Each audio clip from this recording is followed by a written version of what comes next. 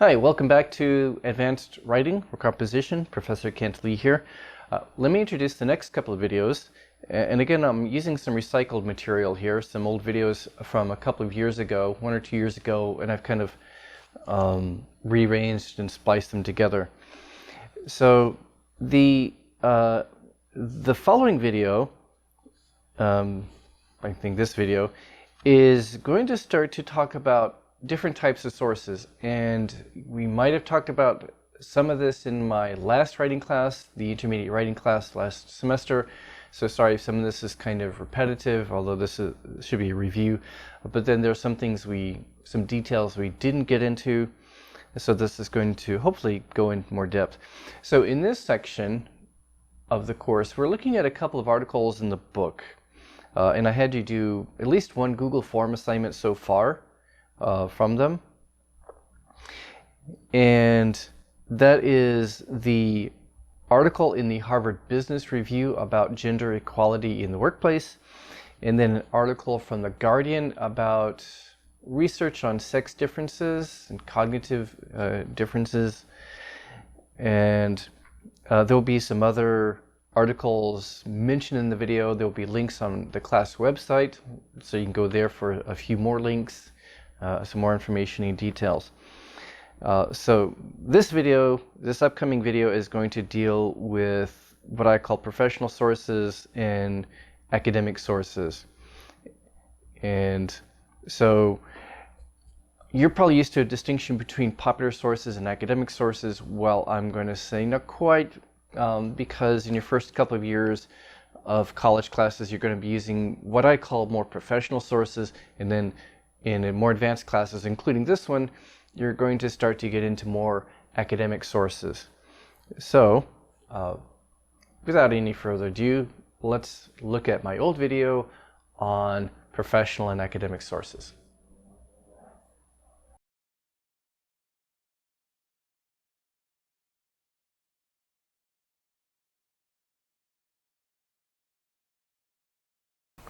All right, so today we are going to continue talking about evaluating sources. So we're going to talk about what kinds of sources are good for college papers. You've heard that there are academic sources and there are non-academic sources, popular or general sources. Do you always have to use academic papers as sources for your college essays and college papers?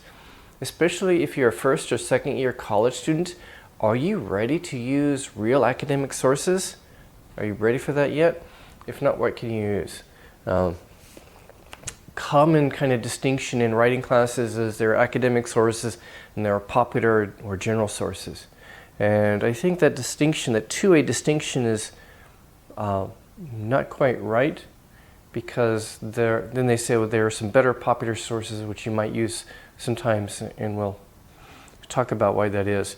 Is it really a dichotomy, like academic, non-academic? Is it a two-way division or a dichotomy, or is it more of a continuum? Is it more complicated than that? What makes a source academic? Or if it's not quite academic, what makes it still worthwhile, good enough to cite in a college paper, especially for a paper in your first or second year college class, an introductory course or something like that? So I had you look at an article from HBR, Harvard Business Review, about gender equality in businesses. And so we're going to discuss that briefly in terms of style and tone, the information and ideas, and the quality of information and ideas in the paper, the sources and how sources are used, the writer's expertise, and the type of intended audience. So as you read the article, you probably notice it's well written. It's generally well written. The style is pretty good. It sounds professional. It's maybe not quite high academic level, but it is aimed at kind of a college-educated audience. But sometimes it has some kind of more informal or semi-formal kind of style or tone. So it's not fully formal. It's fairly formal. In style and tone and vocabulary. Information and ideas. Did you like the quality of the information and the ideas in general, the writer's ideas? Well, Some of the ideas are pretty good. Some of them are a little bit general or a bit obvious. In general, I think, I find the ideas, the information good, but I kind of wish you would explain in a lot more detail. It seems like the discussion of each major point was kind of brief, kind of superficial, and I would like a lot more detail, especially like for these ideas. Do you have some research evidence that shows that these work, some statistics, some actual examples?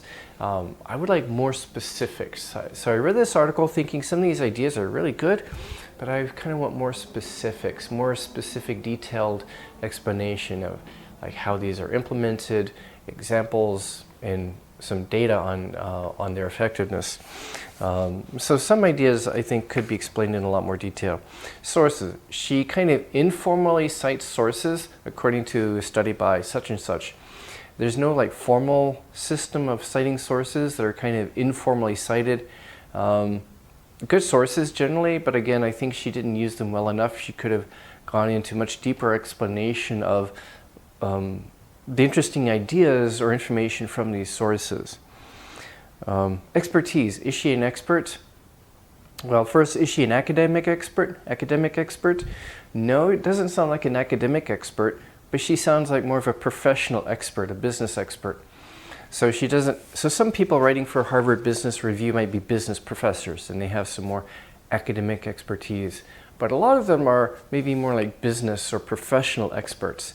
So they don't have as much academic training, MBA, maybe another master's degree in like organizational psychology or economics or something like that. But most of their experience is professional experience. They have professional expertise. These are people who, obviously you're not weak academically, but they may not have a PhD, maybe a master's degree. But their expertise is also from years and years, decades of work in the business world. And not as office workers, but as managers, executives, maybe business coaches, consultants, people who've worked in industry and business for a long time to a fairly high level, and they have a good reputation and success. So they have reputation, they have professional expertise. So some writers for HBR, Harvard Business Review, may also have academic expertise, but at least they have mainly professional expertise in business, industry, government, and such. Who's the intended audience? Maybe not necessarily academic scholars of business or economists, but people who probably work in business and want to know more, they want to understand. So a lot of the articles are maybe summarizing insights from professional expertise, maybe summarizing relevant research, academic research for a general business audience, research from the psychology of management and employees, organizational psychology or economics or something like that. But it's kind of digested and explained in a way that the typical educated business reader can understand, because the typical business reader needs to know this. So it's different kinds of information, some academic, some kind of more based on professional expertise, is written for other business people in business, management, industry, and such. Kind of maybe a little more practical. So it's not written for the average member of the public, but it's written for people who are in business or interested in business. Maybe people like maybe some of you are studying to go into business and planning to go in business. This kind of thing is for you. You might like to read it. So that's the intended audience. It's an educated audience. Not necessarily an academic audience, but an educated audience. Now let's look at the article from The Guardian on sex differences. Let's look at the style and tone. Now, The Guardian is a British newspaper, and it's generally a good source for maybe news about what's happening in England, in Britain, UK. When it comes to a science or health topic like this, it is not so strong, and we'll see why. Think about the style and tone. Does it sound very professional? No, it's kind of more informal style, more informal than the HBR article. The tone is definitely informal, kind of conversational. How about the information and the ideas? And the sources, let's talk about those together. Well, she starts talking about, for example, a popular book, what we call popular books or trade books, so kind of trade or commercial books, kind of typical books sold in bookstores. Starting from when I was popular, when I was in my 20s or 30s, Men Are From Mars and Women Are From Venus. This is kind of one of those pop psychology, self-help books about sex differences, how in terms of relationships, emotions, how people express emotions, social preferences, how people express themselves, communication styles and patterns, differences between men and women. So she is using that as the basis for this article. These kinds of popular books, run by John Gray and I think a couple of others. She's confusing that with something else. When she talks about Pinker and Spelke, she's confusing the general idea of sex differences and popular books about that with something else, which is a different kind of debate between people like Pinker and people like Spelke, who are Harvard psychology researchers. And that in itself is a problem. She does not understand what she was writing about, this writer, and she's clearly not qualified to write about this kind of topic. You can go to the website, the newspaper website, and click on her experience and what else she's written. She doesn't, this is one of the few articles she's written on this kind of topic. Most of her articles are on other stuff. Sure, she's good at other stuff, but not this. She clearly does not understand the issues involved here. She gets it wrong. And this sometimes happens when popular news media sources report on science news, medical news, health news, psychology research. It's kind of out of their domain. You want to go to a proper science news source for something like this if you really want to know what's going on here. Steven Pinker would never say these kinds of things. She incorrectly, falsely makes Pinker say things he's not saying. Pinker is not talking about these general sex differences. And some of these general sex differences are maybe not controversial in themselves, maybe explaining why men and women are different in some of these social and behavioral aspects.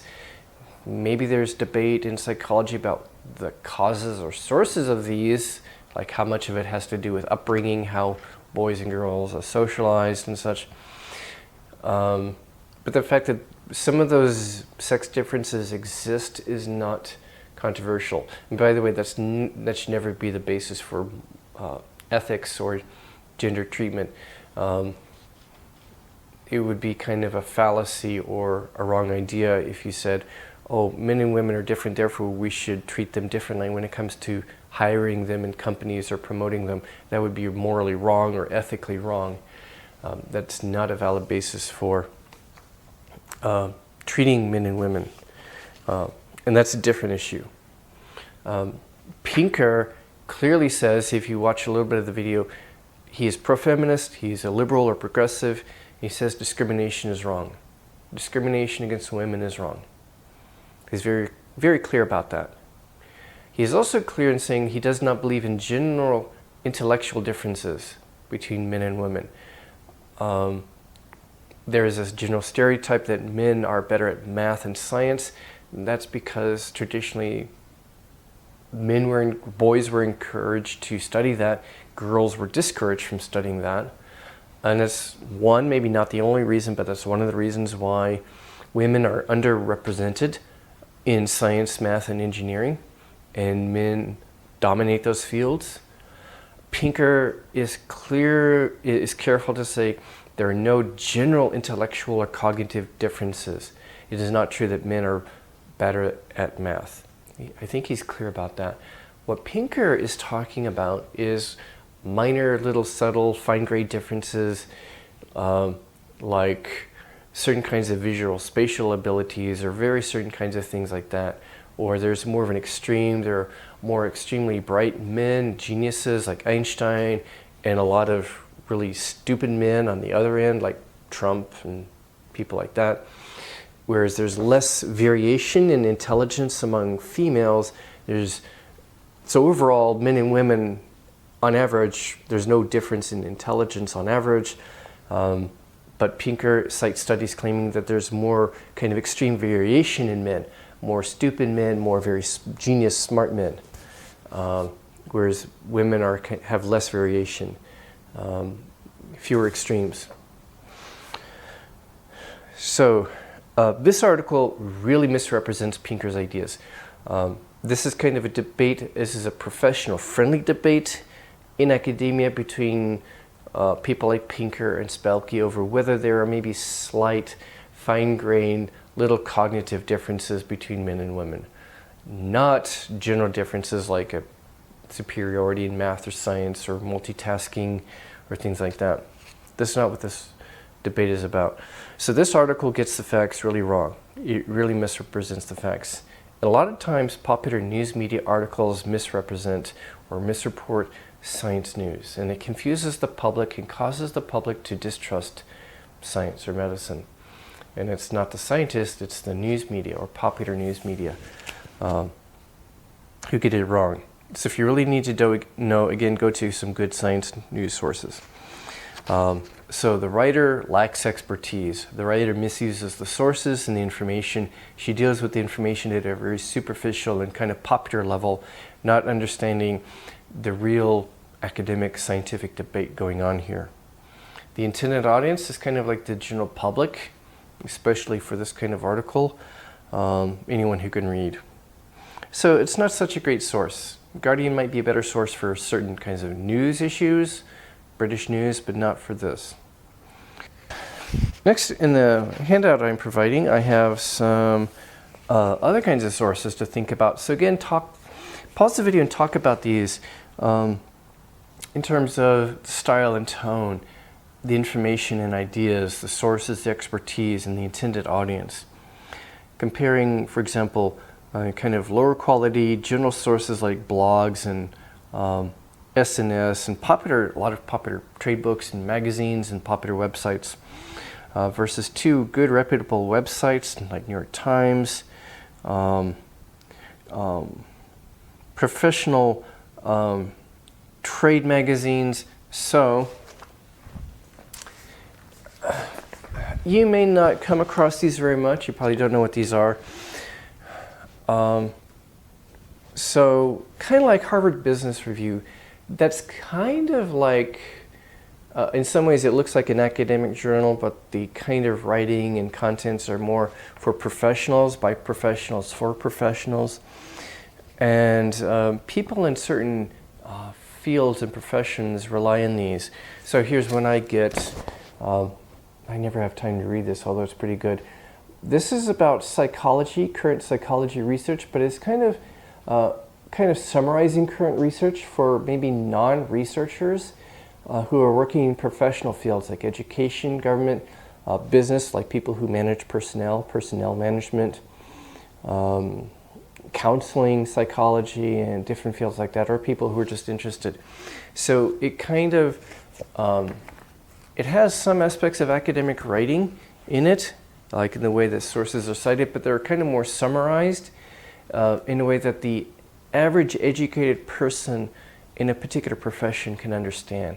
So it's not original academic research, but it's kind of summarizing recent ideas in research for professionals who need it. Likewise, here's one I get. It's for English teachers in Korea. It's the same way. It's kind of some people's professional expertise as teachers, and some academic stuff summarized too, but it's more practical. It's for people in the teaching profession here. So those are trade or professional journals. They're not quite academic journals. They're kind of like the next best thing. And then we have certain what I would call professional trade books. So let's take Steven Pinker again. Here's a book he wrote called How the Mind Works. So this is not really presenting original academic research, but it's summarizing like his research and research by other people in the field. Again, maybe for, excuse me, for educated audiences, people who have at least a college education like you and me, and especially people who might be just interested in psychology or need to understand it more for their professional work, like the trade journals, like people who work in education, teaching, business administration, management, and such. So this guy's an academic expert.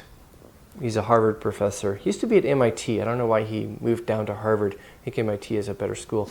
Anyway, he's writing for a general educated audience, not just for psychology experts or neuroscience experts, but for a general educated audience who's interested in psychology. This is a book by an academic expert, but it's for non-experts, but who are educated. Then we have 3 academic research journals and articles, and other kinds of academic works. These are the real academic sources. And maybe people have told you, oh, you need to use academic sources in your college papers. Well, are you ready for heavy academic stuff like this? This is a psychology journal I get. Let's look at some of the articles here. Let's see here. Resisting Temptation, Tracking How Self-Control Conflicts Are Successfully Resolved in Real Time. For Whom the Mind Wanders and When Varies Across Laboratory and Daily Life Settings. Here's a good one. Genetic Influence on Intergenerational Educational Attainment. Sound like something you would read? Would you be ready for something like this? Probably not, unless you go to graduate school and you get trained in kind of the research stuff and theories. You wouldn't be able to understand an academic research journal like this, but this is what your professors have to write for. Let's take a linguistics, one from linguistics. Yeah, this is published in Korea, but it's one of the better ones in Korea. It's called English Teaching. It's kind of applied linguistics research. See, exploring the use of hedges and stance devices in relation to Korean EFL learners, argumentative writing qualities. Korean EFL learners, English as a foreign language learners, processing of English caused motion constructions. So this is kind of applied linguistics, education linguistics.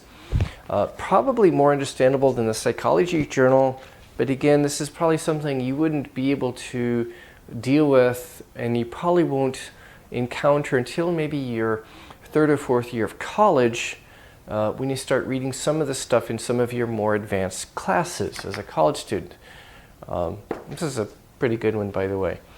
So those are academic research journals, and there's some other, those are your real academic sources. Are you ready for that kind of stuff yet? Probably not. Let me see what else we've got. Edited volumes, you probably won't come across that much, and that's where, for example, you have, I should have one here. Oh, happen to have this. It's called Literary Theory and Anthology. It's a collection of research articles and reference articles by academic literature experts. Kind of not my main field, but I have it just for fun. I'm strange like that. So it's a collection of research articles by different people, but it's in a book format. And you have kind of like monographs. It's a research article. Let's take, yeah, this looks nice. Simpler syntax. Oh, that's a big one. So it's kind of more research oriented. It's by academic experts for other academic experts. It's book form. It represents their original research and research by others, but it's for other experts. So what I want you to do is briefly pause the video, briefly talk about these kinds of sources. It's on the page in your handout called Source Types and Evaluating Sources. Briefly talk about these. What is different about these, do you think, in terms of style and tone, the kind of information and ideas, how sources are used and the types of sources that are used, the writer's expertise, the intended audience? What do you think is different about these different types of sources?